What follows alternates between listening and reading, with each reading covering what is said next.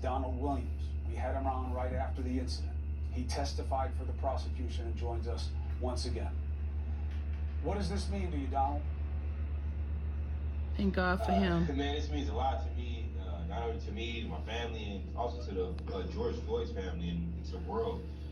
This is a big accomplishment and a big step to getting justice for Black America. Did you expect this?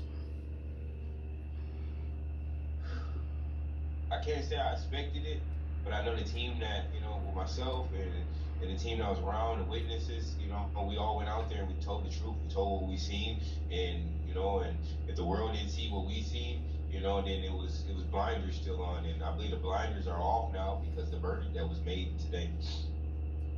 What has this meant to you in your life, that you were there that day, that you did the right thing, that you knew it was wrong, and that you felt powerless to stop it?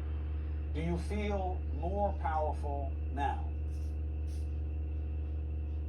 I wouldn't say I feel powerful. I just feel that, me as a human being and, the people that I grew up around, my personality, what I stand for, sticking up for people, and what I'm teaching my kids have been shown to the world as a Black man, and it just means a lot to me that a lot of weight has been lifted off my shoulders. There's been some really long nights, really long days, and a really long year of being able to, just have weight off my shoulders. And today, it was a lot of weight off my shoulder for me and my family, and not only my family, but the George Floyd's family and the world. What do you want this to mean? What I want this to mean, and the reason I'm gonna keep on going on with this battle after this situation, I want my son and my friends' kids, my kids, my son's kids, my daughter kids, and my nieces, my nephews. I want them to be able to be, understood as a Black human being in America. I want them to be able to have justice if their rights are being broken. So this just means a lot.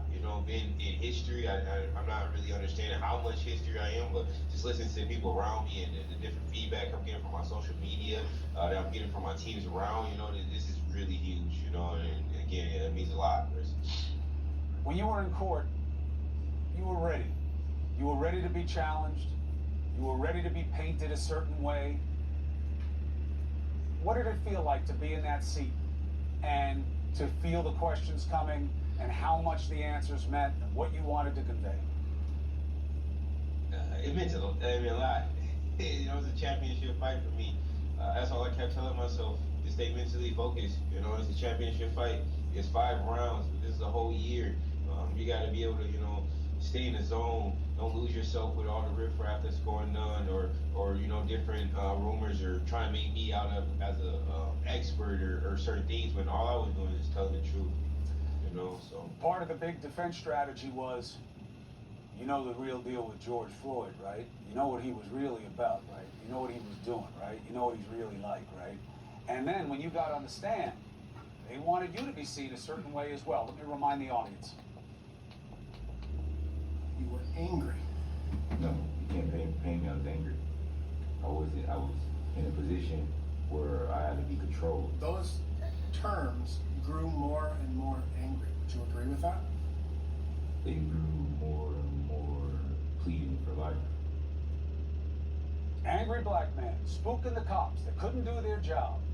That's what the portrayal was supposed to be. You didn't want to let it happen. Nah, not at all. I've been there. Been there 4, 5, 6, 7 years old, being considered the angry Black child that always got his work done for this class, and was saying, oh, he's just doing too much energy and things like that. Been a wrestler in Minnesota, passive aggressive. I've been through all of this before. So like, what he did for me was just give me more feel to be comfortable on the stands, because I knew his tactics was to see me as a Black man and to see that I was angry and to see if he could distract me and to see if he could get me off. Of course, I stayed on track. He was not able to break me, because we're unbreakable. We've been through this fight for 400 plus years, and I'm just a hybrid of my parents, and I'm a hybrid of my ancestors before me.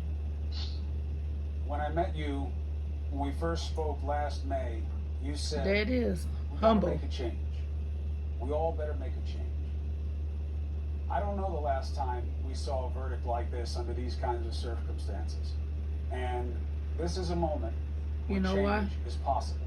Because there's And no you one are greater forever than God. part of that result and that story.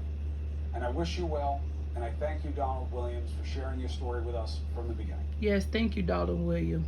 Thank you, Chris, for having me. Donald Williams Thank for you having the world, guts to speak George up. Floyd family. Donald Thank you for the Williams justice for on having the gap. guts Thank you to my to team speak up and for again, George my Floyd. family for being able to rock with Watch me and him keep me get focused killed for this championship fight. by the God police. bless and good luck going forward. I'm always God bless calling. and good luck, my brother. Take care. Thank you, sir.